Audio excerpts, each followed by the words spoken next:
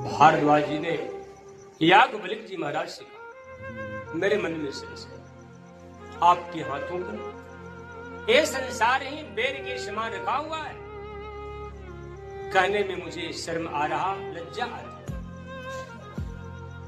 और मुझे डर भी लगता। डर किस बात की कि कहीं आप ये न समझ बैठे मेरा शिष्य है और हमारे ज्ञान का, हमारी बुद्धि का परिचय ले। इस बात से न रहे भगवान, लाज इस बात की। भारद्वाज जी सोच रहे हैं कि इतना समय व्यतीत तो हो गया, अभी भारद्वाज को राम के बारे में पता नहीं चला, इसलिए मुझे लज्जा आ रही। तो हे गुरुदेव, हे नाथ, संत ऐसा कहते हैं और वेद ऐसा कि जो गुरु से कपट करता है,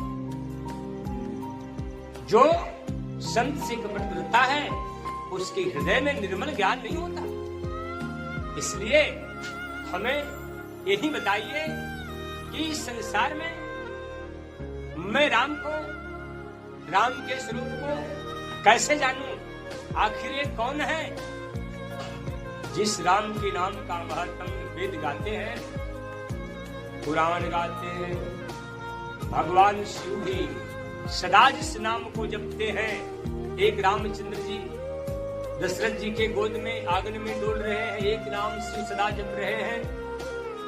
इस प्रकार से भगवान हमें संशय हो कि शिव नाम जो जपते हैं वे क्या दूसरे राम हैं?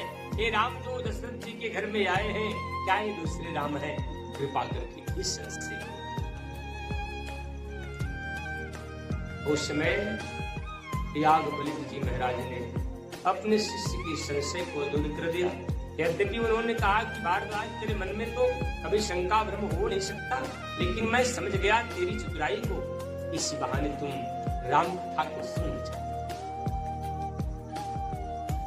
इस प्रकार से राम नाम वर्णन करने लगे। मैं ये बताना चाहता कि सत्संग रूपी सरजू में, सत्संग रूपी गंगा में, सत्संग रूपी त्रिवेणी में जो स्नान करेगा उसी का। आज इस प्रयागराज का नाम है जगत में तो भारद्वाज याज्ञवल्क्य महाराज के इस सत्य प्रवचन, याज्ञवल्क्य जी महाराज जो भगवान राम का ब्रह्म ज्ञान भारद्वाज जी को सुनाए त्रिवेणी के संगम पर, इसलिए उस संगम का भी महत्व बढ़ गया।